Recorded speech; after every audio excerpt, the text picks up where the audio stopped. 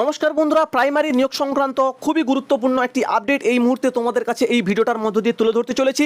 সেই আপডেটটা হচ্ছে বিএডদের ভরাডুবি এবং ডিএলএডদের জয়। তো অবশ্যই পুরো ভিডিও দেখো, আশা করছি তোমরা বুঝতে পারবে। তো বন্ধুরা, তোমাদেরকে প্রথমেই বলে রাখি, গত 25 তারিখে একটা রিভিউ পিটিশন জমা করা হয়েছিল বিএডদের পক্ষ থেকে। সেটা হচ্ছে ডিএলএড ভার্সাস যে বিএড মামলাটির চূড়ান্ত শুনানি এসেছিল গত বছর 11ই আগস্ট 2023 সালে।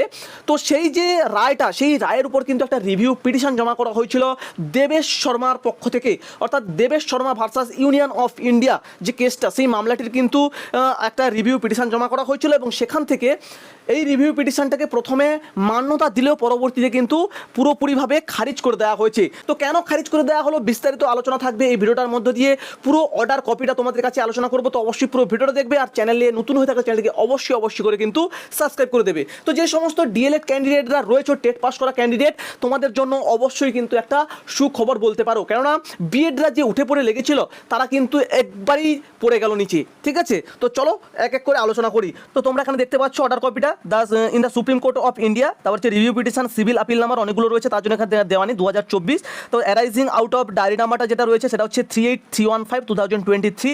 সিভিল আপিল নম্বর এটা রয়েছে 5068 2023, Debesh Sharma versus Union of India and others respondent এবং পিটিশনার রয়েছে। ঠিক আছে, তারপরে হচ্ছে এখানে মোটামুটি যে অর্ডারটা দেওয়া রয়েছে, এই অর্ডারটা কিন্তু রয়েছে ডায়েরি নাম্বার 38315 2023। তো এই যে কেসটা, এই কেসটার উপর কিন্তু অর্ডারটা যে দেওয়া রয়েছে, এটাই হচ্ছে কিন্তু মেন। সেটা হচ্ছে প্রথমে দেখতে পাচ্ছ এখানে যে অর্ডারটা রয়েছে সেটা হচ্ছে কিন্তু ডিলে কন্ডোনেন্ট, অর্থাৎ এই যে রিভিউ পিটিশনটা, এই রিভিউ পিটিশনটা করাটা অনেকটা ডিলে হয়ে গেছে, সেই কারণে কিন্তু এটাকে খারিজ করে দেওয়া হয়েছে। অর্থাৎ যে মামলাটির রায় 2023-এর 11ই আগস্ট এসেছিল, তো সেটার রিভিউ পিটিশন এত দেরিতে হওয়ার জন্য কিন্তু ডিলে অফ কন্ডোনেন্ট দেখিয়ে এই যে মামলাটিকে পুরোপুরিভাবে খারিজ করে দেওয়া হয়েছে। পরবর্তীতে যে বিষয়টা বলেছে দেখো, this petition has been filed seeking review of the order dated 11/8/2023 whereby the appeal preferred by the petitioner has been dismissed. অর্থাৎ 2023-এর 11ই আগস্টের যে রায়টা, সেই রায়ের উপর যে রিভিউ পিটিশনটা করা হয়েছিল, সেটাকে কিন্তু পুরোপুরিভাবে খারিজ করে দেওয়া হলো।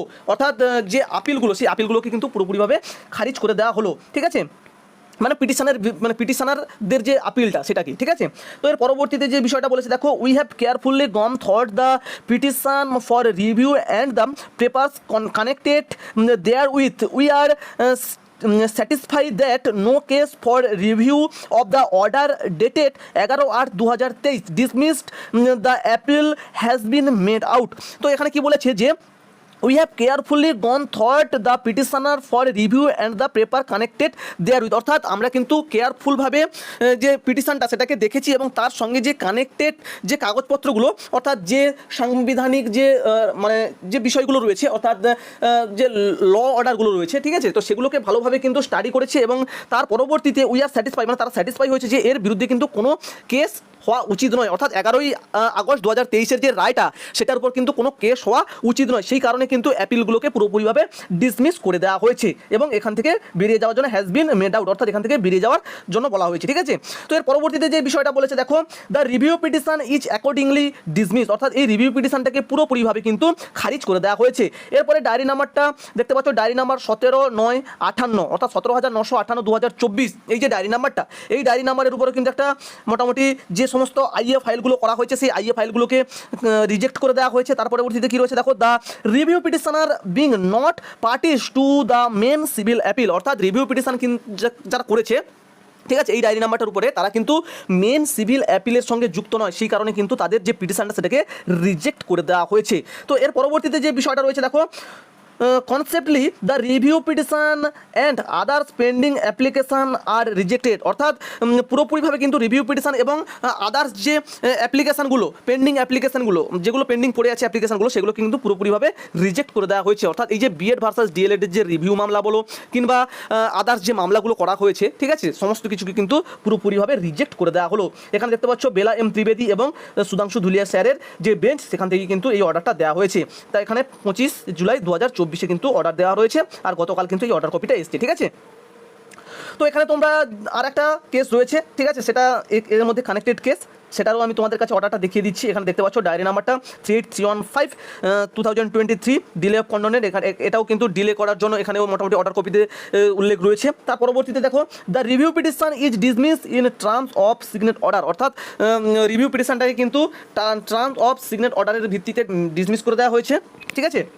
তারপর হচ্ছে pending application if any shall stand dispose, ঠিক আছে, ডিসপোজ করে দেওয়া হয়েছে, মানে পেন্ডিং অ্যাপ্লিকেশানগুলোকে সেগুলোকে কিন্তু পুরোপুরিভাবে ডিসপোজ করে দেওয়া হয়েছে। তারপর হচ্ছে ডায়েরি নাম্বারটা যেটা রয়েছে, এটা যে আইএ ফাইল সেটাকে রিজেক্ট করে দেওয়া হয়েছে, এখানে বলা রয়েছে। তারপরে গতবার যেটা বললাম সেটা কিন্তু এখানে উল্লেখ রয়েছে, অর্থাৎ সিভিল অ্যাপিলের সঙ্গে যুক্ত না থাকার কারণে পুরোপুরি যে অ্যাপ্লিকেশানগুলো সেগুলোকে ডিসমিস রিজেক্ট করে দেওয়া হয়েছে। এবং তার পরবর্তীতে সেই conceptually the review petition and others pending application is are disposed of in terms of signed orders, মানে টার্মস অন কন্ডিশনের ভিত্তিতে সমস্ত যে অর্ডারগুলো সেগুলোকে মানে মান্যতা দিয়ে যে অ্যাপিলগুলো করা হয়েছিল বা যে অ্যাপ্লিকেশানগুলো পেন্ডিং অবস্থায় রয়েছে সেগুলোকে পুরোপুরিভাবে ডিসপোজ করে দেওয়া হয়েছে, ঠিক আছে। তো এই হচ্ছে মোটামুটি বিষয়। তো এই হচ্ছে মানে রায়। তোমরা আশা করি বুঝতে পারলে।